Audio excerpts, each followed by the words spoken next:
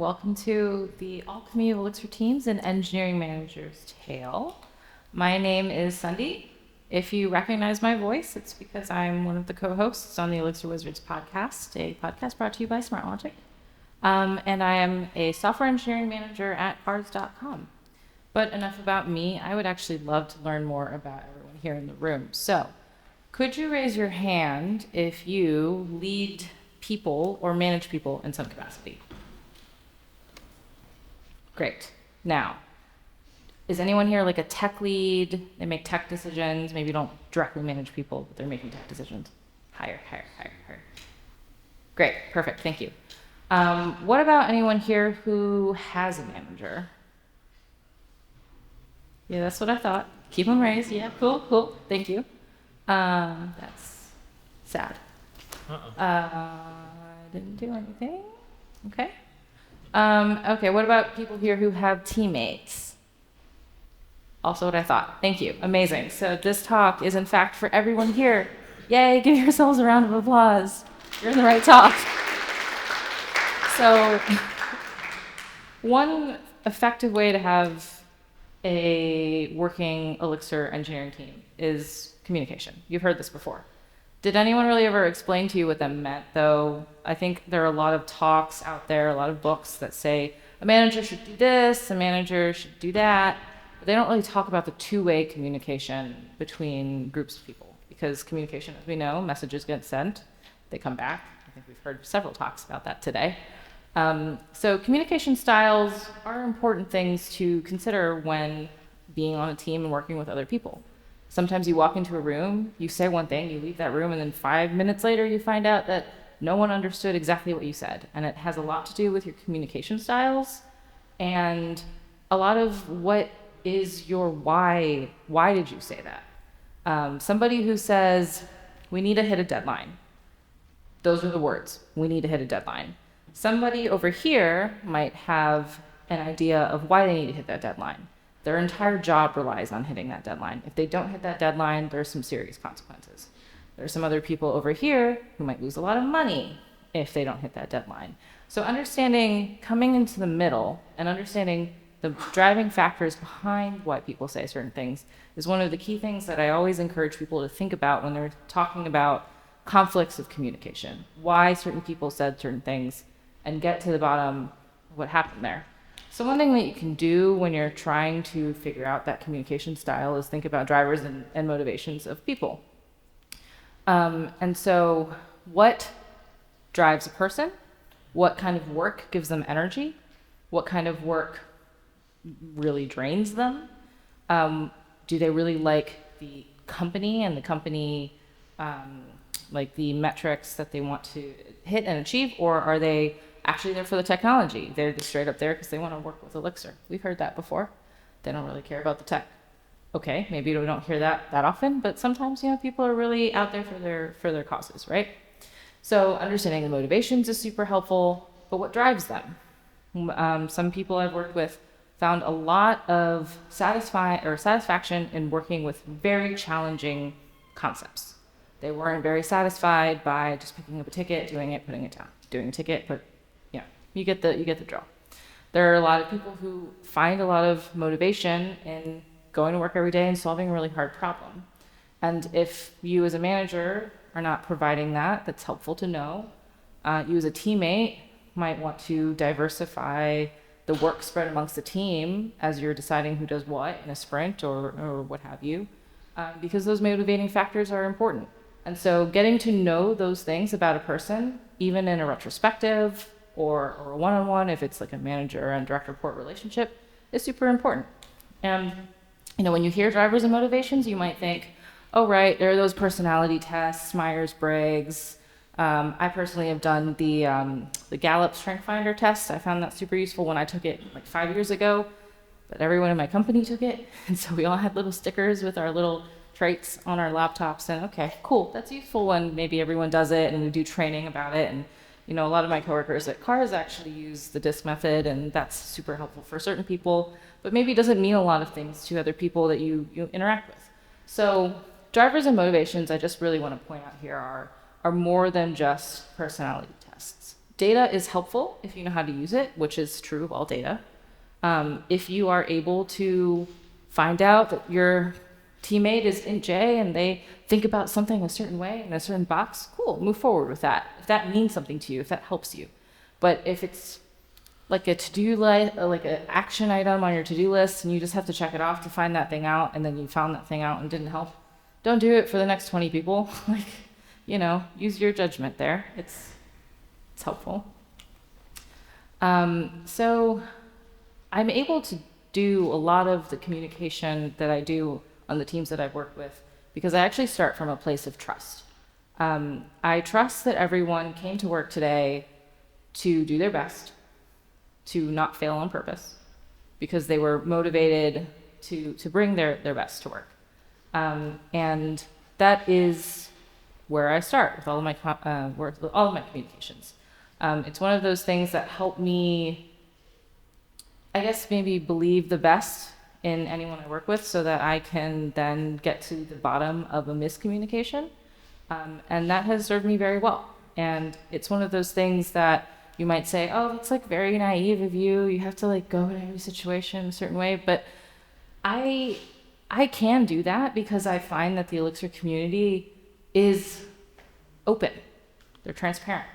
A lot of the engineers I've worked with in the last 5-6 years have actually helped me develop and foster that ability to come from a place of trust, because a lot of the Elixir engineers that I've worked with are really driven, are really motivated. They don't want to see things fail. They don't want to see projects fail. I have worked with people like that before. I'm not saying it's Elixir specific, but what is unique about Elixir engineers? I do find that they are very driven. They're very hungry. They don't want to just know how something does something one way, but they want to know why. And again, yeah, this might be a generalization. You can say this maybe about a lot of engineers, but I've found that Elixir engineers are just really not complacent. They are not satisfied with the status quo. They want to continue iterating. They want things to be better. There are a lot of engineers out there who are happy with the way the technology works, and I just haven't found that is true of Elixir engineers. Elixir, by definition, is a niche language. This is possibly true of all niche languages. It's the only one I've worked with, so this is a limited scope of experience here. But niche languages, by definition, you found it somehow, right? You're here somehow. And that means you were curious, you were hungry, you somehow got into this scope of community, this little corner of the world in Orlando, Florida. And I just find that is a uniqueness in itself. So why don't we meet some Elixir engineers and talk through a little scenario here. I have here Sweet Frog and Mellow Mushroom. Points if you know where these names come from. And Sweet Frog is a highly action-oriented person. They have a lot of skills at being able to be go-getters. They are very, they can see a problem and know immediately like how to tackle it. They are somebody who wants to update the readmes as soon as something changes. They are somebody who forks and stars the repos and follows all of the changes that happen there. And they're really good at identifying problems right away and kind of tackling them. So that's Sweet Frog. Mellow Mushroom, very collaborative, loves to work with people, pair programs a lot, group programs a lot, does a lot of, not people pleasing, but sort of like listens to everyone at the table and wants their ideas to be heard. And so that's the kind of engineer that Mellow Mushroom is. Very, kind of go with the flow, but in this instance, let's just say, generally very collaborative. But with every skill set comes an overuse of that skill set. So what happens if you push those personalities too far, right? A little bit into the too much zone. So for Sweet Frog, being super action-oriented, they might sometimes act alone, not talk to the team, see a change they think needs to happen and just go ahead and do it, and maybe not think about the circumstances of the entire team, or maybe they make changes too quickly, or they don't look beyond the immediate change and they just want to kind of do this now and don't think about the long-term repercussions. Mellow Mushroom, if they push that skill set of collaboration too hard, might never make a change. They might just kind of sit on their hands and want to hear from everyone at the table. They might have an opinion, but they might never actually, say their opinion. They actually just want to hear from everyone else, and then they never do anything. And so that's not great either, right? We were talking about running efficient engineering teams. So that is just 2 out of 30, 50, 100 plus different personality types, right, that you could possibly have. I can't go over them all in 35 minutes, but I can try to go over 2. This is maybe something that you've seen before on your teams. If you can see yourself in either of them, it might help to visualize that scenario. But we're going to walk through a scenario. Sweet Frog and Mellow Mushroom are going to go ahead and have some conflict now.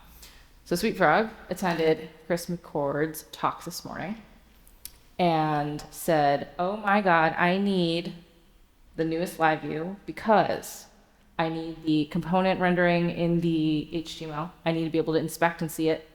I need the async assigns, or is it assign async? I can't remember right now. And I need it right now. So what SweetFrog does is SweetFrog goes out and updates live view in the project, and then pushes it into their PR, and then pushes it up. Okay, maybe already a choice, and then didn't looked at all the other open PRs that the team had and said, oh, I should be helpful and make sure everyone else has that too. And then goes in all the PRs, updates it, and then pushes it all up. So everyone comes back Monday morning and says, I can't pull. Why can't I pull? Oh, I have to, okay. Somebody push a change. Why? And then, oh no, none of my tests are working. Nothing is working at all. Okay, so SweetFrog did that. Again, coming from the place of trust with the best intentions. The new update is amazing. The team would love this. Everybody really, really wants to see these changes, but again, acted on their own, right? So Mellow Mushroom comes in, very collaborative, sees these changes, but Mellow Mushroom doesn't say anything about it. Mellow Mushroom sees it and says, oh, I don't really want to, confront this person. Maybe the team likes this. And, they kind of just normalize and they say, okay, the team likes this, I think, and then really doesn't say anything. Stand-up comes around. And then maybe you're the manager of Sweet Frog and Mellow Mushroom. Mellow Mushroom does come to you and says, hey, this was maybe a little bit weird. We probably would want this change. I think we do. But I don't know that we wanted it right now. These things are not going to get delivered because they can't get merged, because they're failing, and because of the, everything cascades, right? So what do you do here, right? This is maybe a very real-world scenario that might come up sometimes. I mean, I don't know about the update to LiveView and how fast or easy that would be for somebody to do it over a weekend. But, it's possible. You see something like this. So how do you deliver this feedback is kind of like the point that I'm getting at here. So one method that I have found is pretty helpful for delivering feedback is using formula. Engineers like formulas. Figuring out how to talk to somebody about exactly what is in the situation. So here are the facts. Date, time, you can point to a PR, you can point to a Slack message, not debatable. These are the facts. And then outline the behavior. The behavior observed was that the PR got pushed, or LiveView update got pushed to all the PRs without talking to anybody, or maybe did that conversation happen in DMs? There's a little bit of exploratory stuff to happen there. And then this is the important part, is the impact. What impact did this have on the rest of the team? Because you can debate behavior and motivations and facts and such, but how you made somebody feel isn't exactly up for debate. If Mellow Mushroom said, I felt frustrated because I couldn't merge my PR, it was the only PR I was going to get in on time in sprint, that's a real feeling. And so with the best intentions, again, coming from the best intentions, both of them are coming to the table wanting to make the project good and on time and everything. But Mellow Mushroom comes in and says, I didn't feel great about this. What impact did it have? So as a manager, it is nice to be able to say, this is what happened, this is the behavior, this is how it made someone feel. And then the most important thing to do after this is really just to listen. You've delivered your feedback. So you really just need to go ahead and listen to what the person has to say. And from here, I don't really want to say choose your own adventure because I don't want to just like throw you off a cliff, but I really will say the outcomes of that conversation are very organization dependent. How do you deal with conflict after you've delivered feedback? Is there some kind of remediation? Does somebody need to make an apology? Does somebody just not need to do this behavior anymore and we're good with that? Cool. Whatever that is, it's up to you. Go ahead and do it. If you have a specific situation, be happy to talk about it. But I will say the one thing you don't want to skip is the follow-up. If somebody gives you feedback, make sure you tell them that you heard their feedback and you did something about it. You don't have to say what. In most cases, you're not supposed to say what, but you do want to say something happened.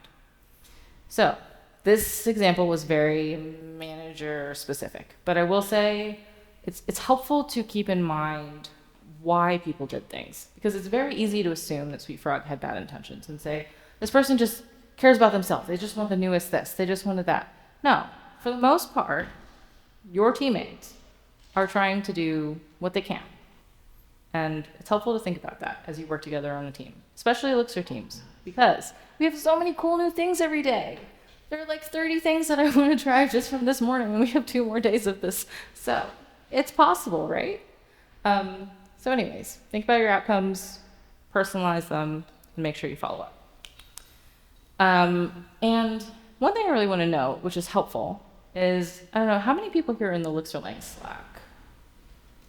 Okay, cool. There is actually a lot of chatter in the ElixirLang Slack. I see people posting every day questions. How do I do this in LiveView? How do I do this in Phoenix? I don't know how to do this in Ecto. I personally have reached out to people in the community when I didn't know. I think it was like Ecto Fragments. I reached out to David Bernheisel, reached out back to me very quickly. Kathy talked to me about the song this morning, and I was like, ooh, that looked cool. You know, so it's just like the community involved when you have a question about something and you're maybe not, I don't want to say not comfortable talking to your coworkers, but sometimes you really need an outside perspective. Like, you're working with the same people every day and you all are shaped like by the same pressures or the same deadlines. And it really helps sometimes when you have a particular question to reach outside of your like work network and say, I wonder if somebody else has done it this way. And so the community is actually, you know, we talk about community a lot, but like how you leverage your community. I'm not talking like LinkedIn posting. I mean like leveraging your community for knowledge sharing, different opinions.